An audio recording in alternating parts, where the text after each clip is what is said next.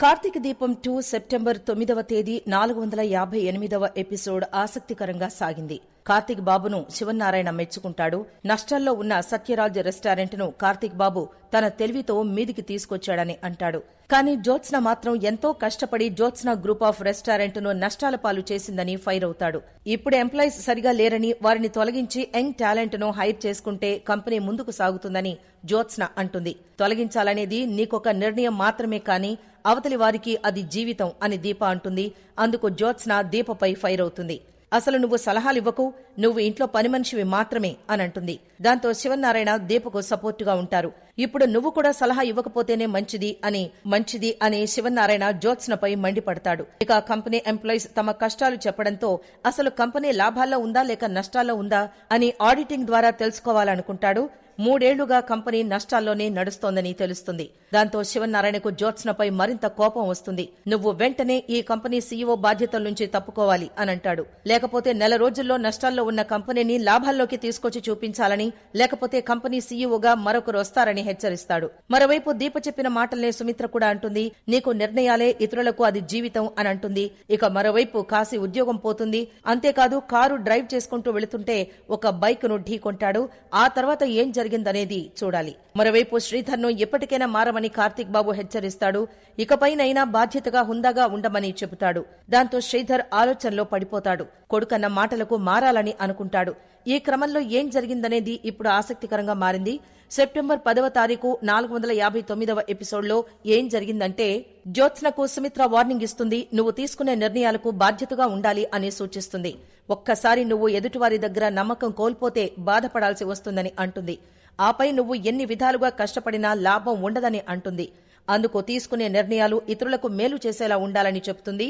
ఇక పారిజాతం మాట్లాడుతూ, అంటే జ్యోత్స్నను రెస్టారెంట్ సీఈఓగా తీసేయడం కరెక్టని అంటావా అని సుమిత్రను అడుగుతుంది. అందుకు సుమిత్ర మాట్లాడుతూ, కంపెనీ సీఈఓగా బాధ్యతల నుంచి తీసేయడం ఇక్కడ ముఖ్య ఉద్దేశం కాదు. నష్టాల్లో ఉన్న కంపెనీని లాభాల్లోకి తీసుకురావడం అసలైన బాధ్యత అని అంటుంది. అది జరగకపోతే బాధ్యతలు వదులుకోవాల్సి వస్తుంది కదా అని సుమిత్ర అంటుంది. ఇక అచ్చం దీపలాగే సుమిత్ర మాట్లాడుతూ ఉండడంతో కార్తీక్ బాబు, జ్యోత్స్న షాక్ అవుతారు. ఎంతైనా తల్లి కూతురు కదా అని మనసులో అనుకుంటారు. ఇక మరోవైపు స్వప్న, కావేరి, శ్రీధర్ మధ్య ఆసక్తికరమైన సన్నివేశం జరుగుతుంది.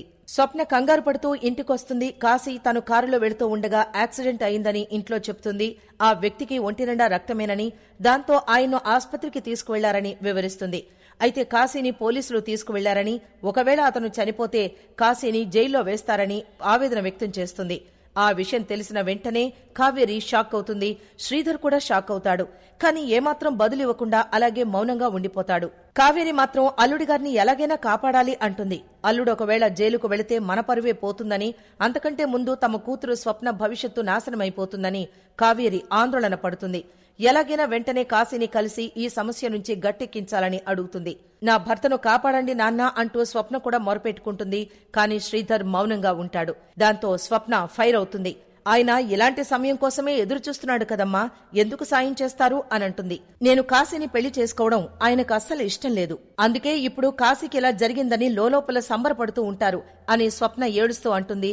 ఆయన కాశీని అస్సలు బయటికి తీసుకురారు అనంటుంది. ఇక వెంటనే శ్రీధర్ స్పందిస్తూ, మీరలా మాట్లాడాల్సిన పనిలేదు, నేను చూసుకుంటాను అని చెప్పి బయటికెళ్లిపోతాడు. మరోవైపు జ్యోత్స్నపై సుమిత్ర మరోసారి ఫైర్ అవుతుంది. నువ్వు తప్పు చేస్తే వెంటనే ఒప్పుకోవాలి అనంటుంది. అందుకు జ్యోత్స్న, నేనే తప్పు చేయలేదు అనంటుంది. నీ వల్లే కంపెనీ నష్టాల్లో ఉందని అంటున్నారు, ఆ తప్పును సరిదిద్దుకోమని అంటుంది.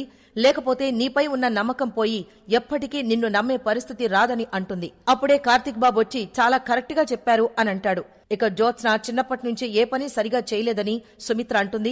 చిన్నప్పుడు కమలం పువ్వు కోసం గుడిలోని కోనేటి దగ్గరకు కార్తీక్ బాబును తీసుకెళ్లి ప్రమాదంలో పడేసింది. అప్పుడు ఎవరో ఒక పాప వచ్చి నా మేనలుడు కార్తీకును కాపాడింది. అప్పుడు ఆ చిన్నారి కాపాడకపోతే ఇవాళ నాపై పెద్ద నింద ఉండేది అని అంటుంది. దాంతో కార్తీక్ బాబు వెంటనే నా ప్రాణదాత ఎవరో తెలిసిందని కలిశానని అంటాడు. దాంతో సుమిత్ర సంబరపడుతుంది. ఎక్కడుంది అని అడుగుతుంది. మా గల్లీలోనే అనంటాడు. ఇక అక్కడికెళితే మళ్లీ కాంచనతో మాట్లాడాల్సి వస్తుందని తర్వాత ఆమెని కలుద్దాం అనంటుంది. ఇక ఆ తర్వాత ఏం జరిగిందనేది నెక్స్ట్ ఎపిసోడ్కు వాయిదా పడింది.